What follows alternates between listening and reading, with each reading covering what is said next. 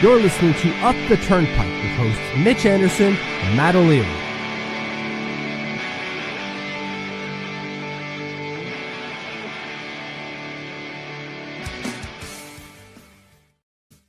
Hello and welcome to the Up the Turnpike post-game show. What is going on? I am Matt O'Leary alongside Darth Vader. What's going on today, sir? Or Anakin. I'm not a Star Wars guy, but I think it's Anakin's the one with the hood. Right? But that is Darth Vader. Anakin is Darth Vader. Okay, so it worked. My analogy worked anyway. Sorry.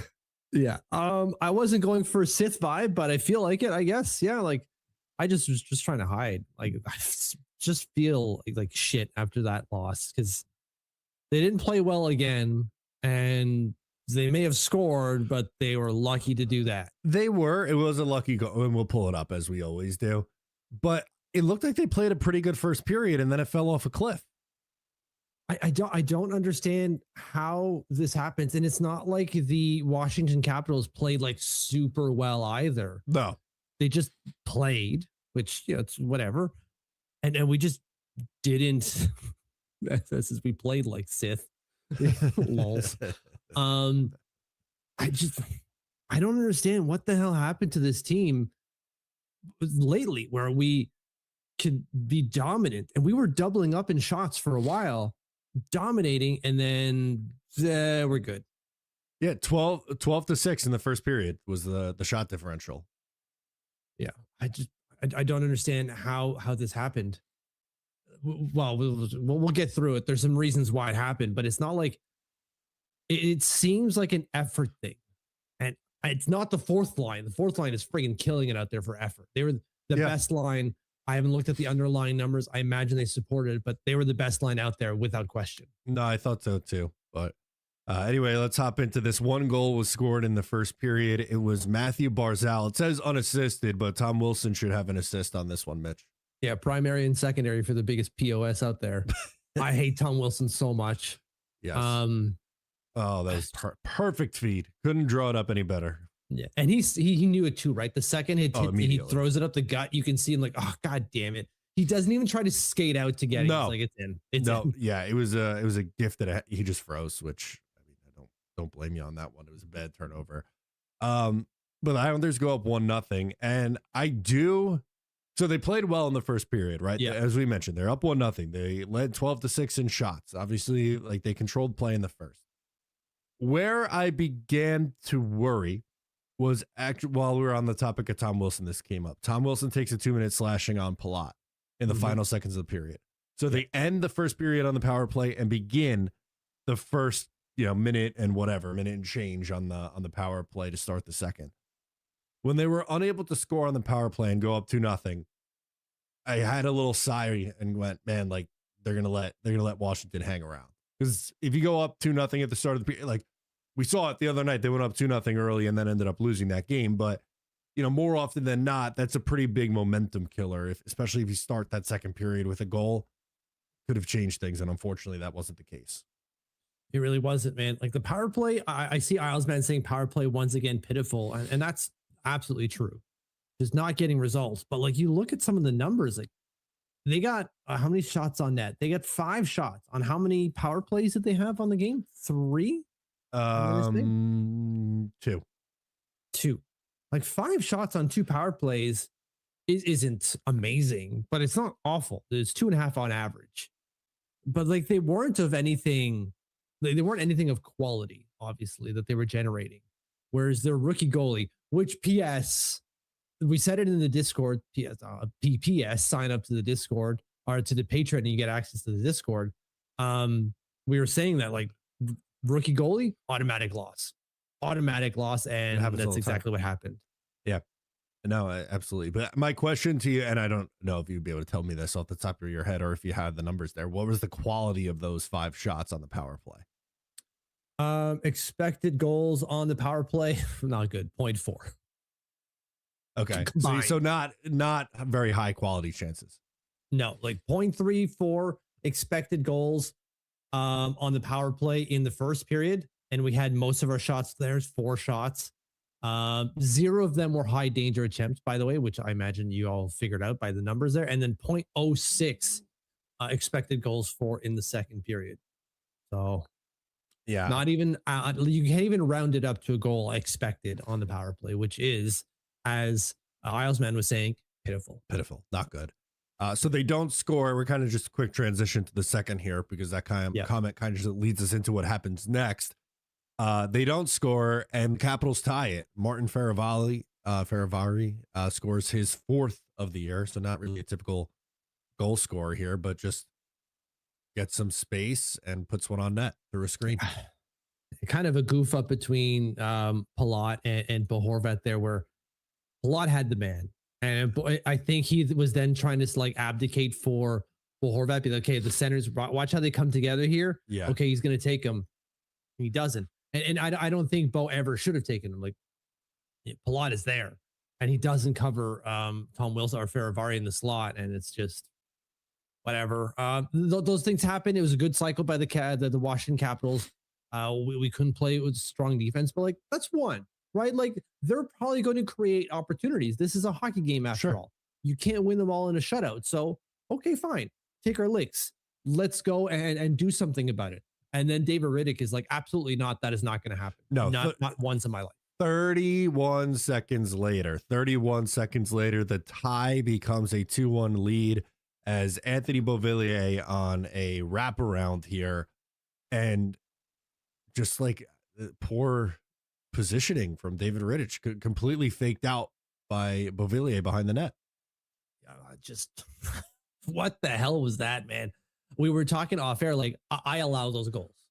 That's something that I definitely allow in because I'm not very good, obviously, and it's floorball. I can't slide. It's very sticky surfaces. It's hard to get across.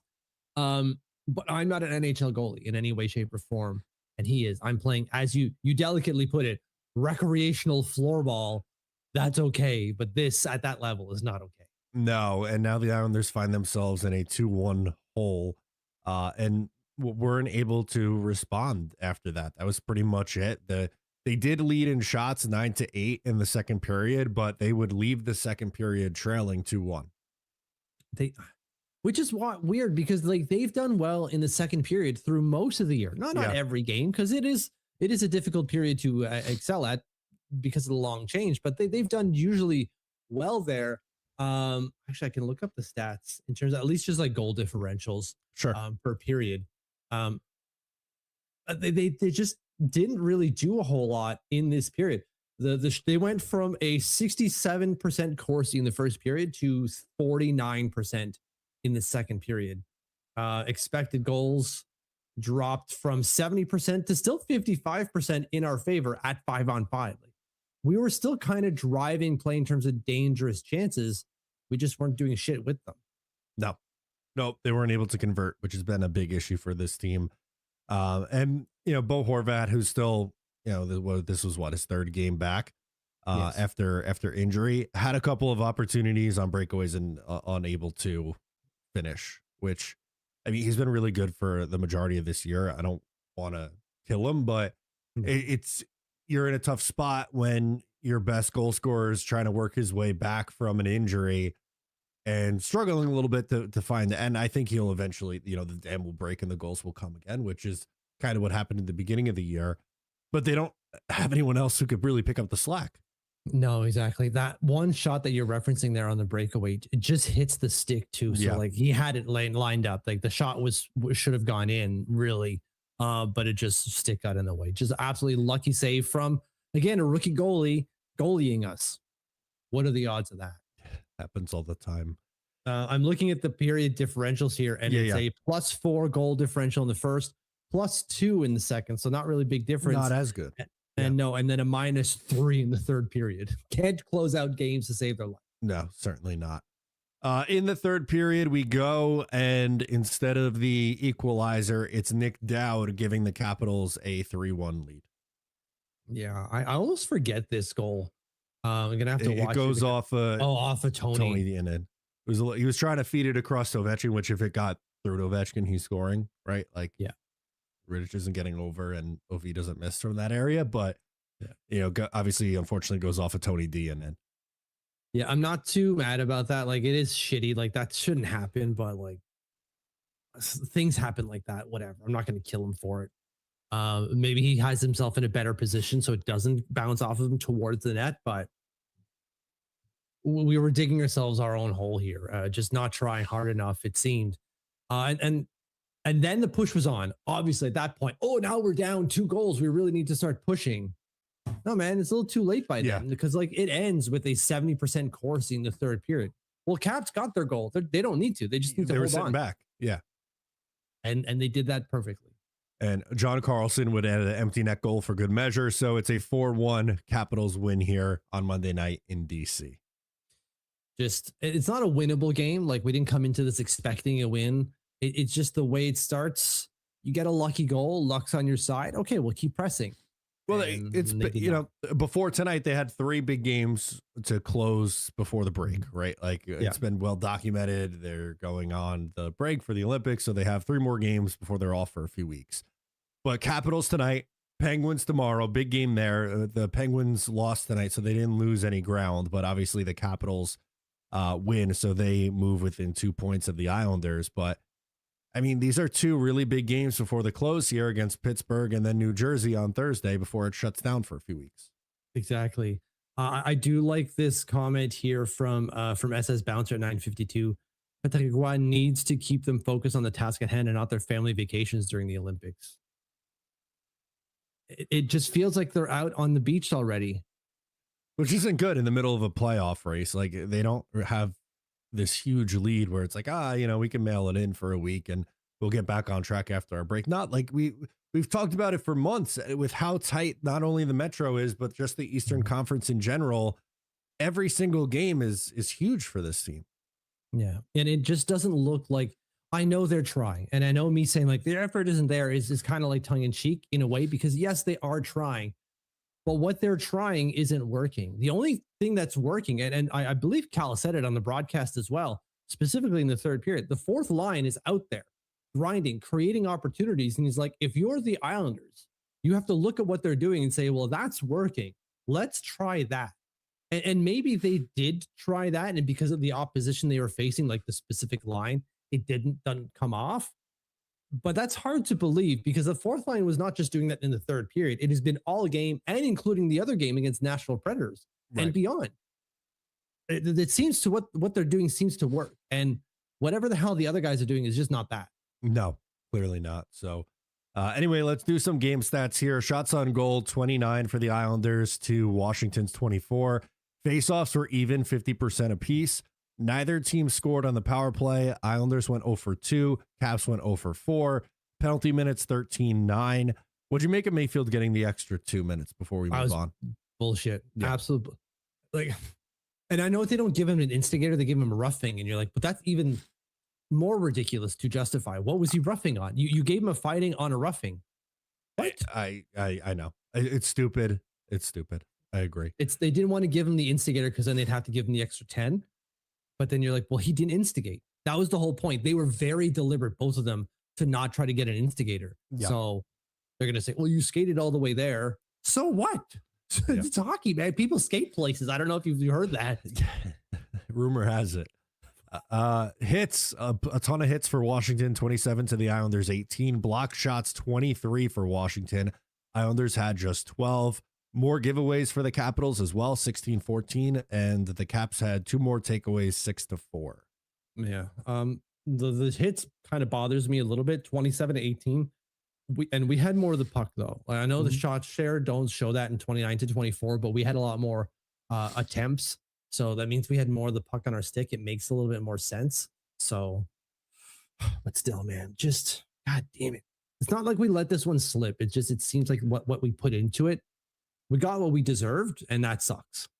Yeah, it does. But I think it's just a little extra, dig in there after what happened on Saturday at home against Nashville, where they played like they did in the first 5 minutes and then played like garbage the next, 50 to 55 minutes. And then, tonight they get a 1-0 lead, and not that a 1-0 lead is a guaranteed win, but you scored first, and the Islanders have a good record when scoring first, but they weren't able to get the job done. No, and the shot differentials were in their favor. Like the ice was tilted. Still couldn't not close it out because they were nowhere close to doing that, but couldn't finish build the job off of that. Yeah. So, all right, let's take a look at the ice times, Mitch. Who do you got leading the way for our forwards today? I want to say Bo Horvat.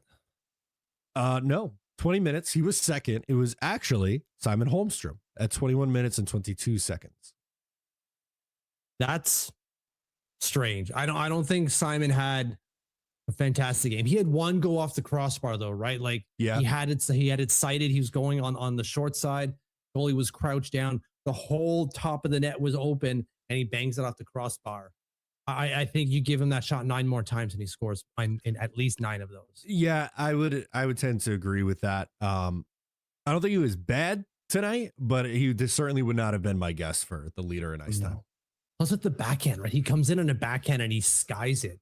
And by that, I was like, he was 4 feet from the net. So he's clearly trying to get it as high as possible. Right. But he Marcel Goshes it. I shouldn't say in French. He's German. He's Marcel Goshes it all the way into like the stratosphere. Ridiculous. Least. Oh. Kyle McLean. 10 minutes, 50 seconds for Kyle McLean. Okay.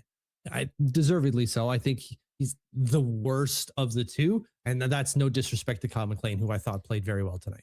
Yeah, I had no issue. The fourth line, McLean 1050, Gatcombe 1102, and Cizikas 1356. So that's a good amount for a fourth line. Absolutely. Defenseman. Matthew Schaefer. 23 for Schaefer. Okay, I think at this point, I think we need to figure out who the second one is because it's going to be Matthew Schaefer every time. Yeah, pretty much. Maybe we guess what the ice time was for Matthew Schaefer every night. We do that instead. Yeah. So 23 for him. The least was who? Carson Soucy.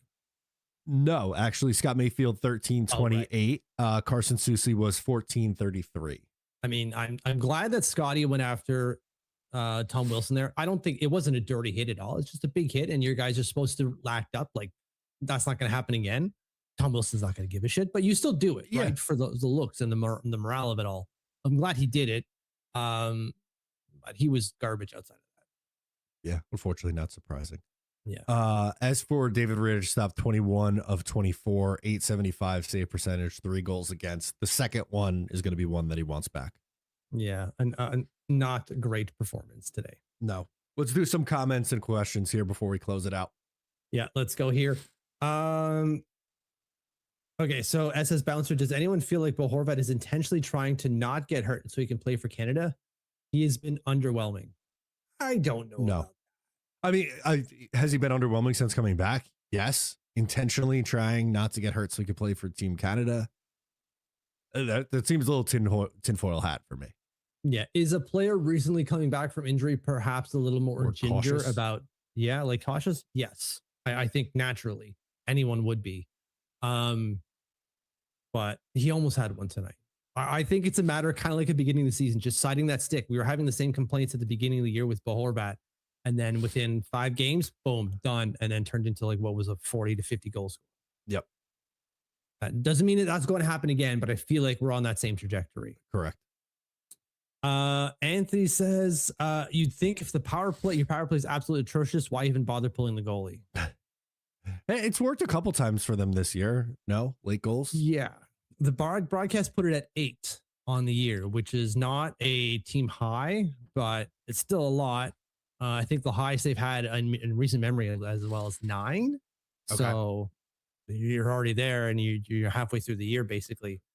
But I get the sentiment. Like you play a man up and you're shit. Why try to go up a man again? You're better off 5-on-5. You're clearly better even strength for some ridiculous reason. Why change that, man? Yeah. Nope. I know. Yeah. Vegeta saying we are throwing away our season. We will be out of the playoffs before the Olympic break. I mean, it's possible. It's definitely possible. Depends on what happens in these next 2 games. As we mentioned, they're really big. Tomorrow, especially at UBS, when you're trailing Pittsburgh by 2 points, that's a huge, huge game. Massive. And like Pittsburgh lost today. That's not a team that should be where they are. Although, with all due respect to ourselves, nor should we. Like we should at best be in the wild card picture, which I guess we're technically kind of there, right? Because we're just like 2 points out of not even in the playoffs. But we can't be pissing away these games, man. Like the GM went out of his way to make 2 acquisitions for marginal players to reward you. And since making that, you beat the Rangers twice, who are hot garbage, and then you crap the bed against 2 teams. That's not rewarding the GM for rewarding you. That's for sure. Yep. 100%. We got Andrew Selinkino. Oh, I can't pronounce this. I'm sorry, bud. Also, it doesn't matter if Dwayne is healthy, scratch or not. You wouldn't know he's playing when he's out. He was at center today. What do we think of second line center Jonathan Drouin? I mean, that's really just trying to fill a hole, right? 100%. Like, you're putting Barzal with Bo to create that kind of dynamic, to create that kind of connection again. And so you leave a hole down the middle because you don't have Callum Ritchie right now.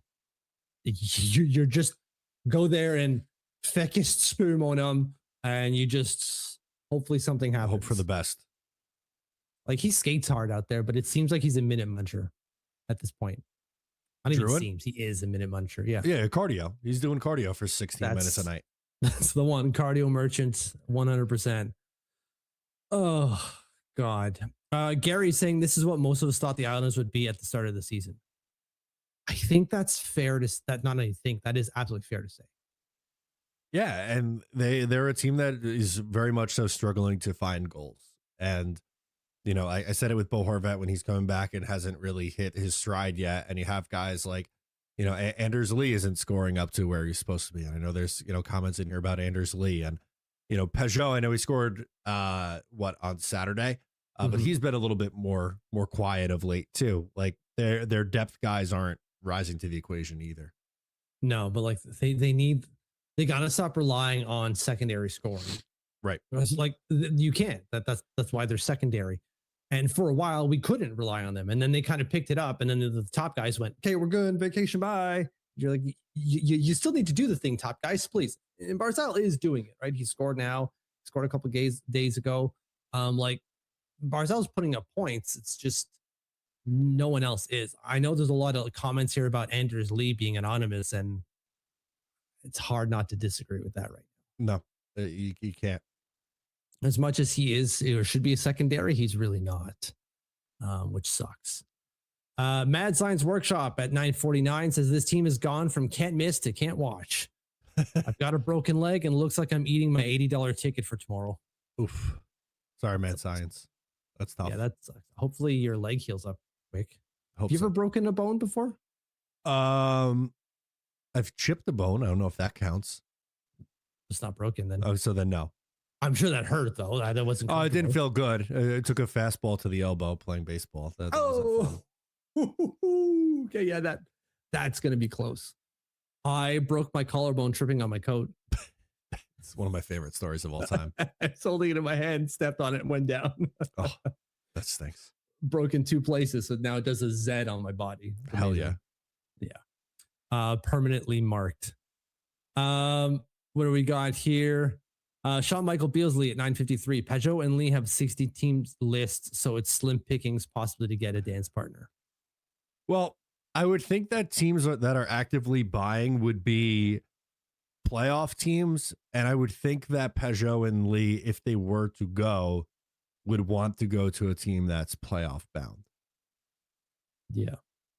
And we're currently one of those teams. Not like firmly, but we are one of them right now.